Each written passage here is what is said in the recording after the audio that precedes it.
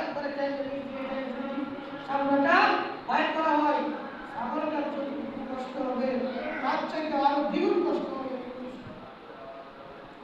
আর যদি আপনি নামাজি হন, আল্লাহর ওলি হন, বন্ধু হন, আল্লাহ পাক রব্বুল আলামিনের হুকুমে হযরত আজরাইল আলাইহিস সালাতু ওয়াস সালামের সাথে 500 ফেরেশতা দিয়ে পাঠাইবেন আল্লাহ।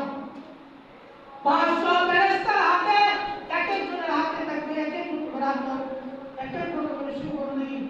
আর আজরাইল আলাইহিস সালাতু ওয়াস সালামের হাতে থাকবে একটা জান্নাতুল রুমান। ওই জান্নাতুল রুমানের মধ্যে দষ্ট করিয়া পবিত্র আত্মা দাফন নিয়ে যাবে। মৌতের সময় যাবেন, মৃত্যুর সময় আপনার দাদা দাদি নানা নানি যারা অনেক আগে দুনিয়া ছেড়ে চলে গেছে, তারা তাদের তাদের হাত দিয়ে শয়তান আসবে, তাদের সুরত দিয়া শয়তান আসবে, আইসা বলবে আমার সন্তান ইমান এখনো বাঁচতে ইমান ছাড়ো, দুনিয়াতে আমি নামাজ পড়তাম, রোজা রাখতাম, দান সন্তান করছি, কিন্তু আমি এখন কবরের মধ্যে কষ্টে আছি, তাতে এখনো সময় আছে তুমি ইমানটা ছাড়ো, আল্লাহ আমাকে কিছু না। এত সুন্দর করে ধোঁকা দিবে, এই ধোঁকায় অনেক মানুষ হয়ে যাবে, এই ধোঁকায় করে অনেকে মৃত্যুর সময় ইমান ছেড়ে দিবে। ভাইরা আমার, এমন কঠিন মুসিবতের সময় চোখ দিয়ে কিছু দেখা যাবে না, কান দিয়ে কিছু শোনা যাবে না, জিহ্বাটা শুকিয়ে যাবে, মুখে পানি লাগবে না, শরীরের পাওয়ার পুড়িয়ে যাবে না। কারণ একটা কঠিন মুসিবতের সময় আল্লাহ রব্বুল আলামিন আসমান থেকে ফেরেশতা বহন বানিয়ে দিবে। সুবহানাল্লাহ। ফেরেশতারা এসে সামনে দেখতে আল্লাহ তাফারু ওয়ালা তাহজানু ওয়া আবশিরু বিল জান্নাতি আল্লাতী কুনতুম তুআদুন।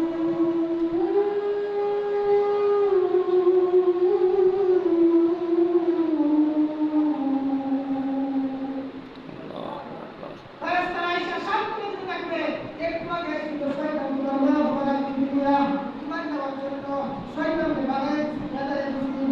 এখন একটা তোমার শরীরে শক্তি আসে গেছে, কিছু করে মধ্যে তোমার কান দিয়ে তুমি শুনতে পাও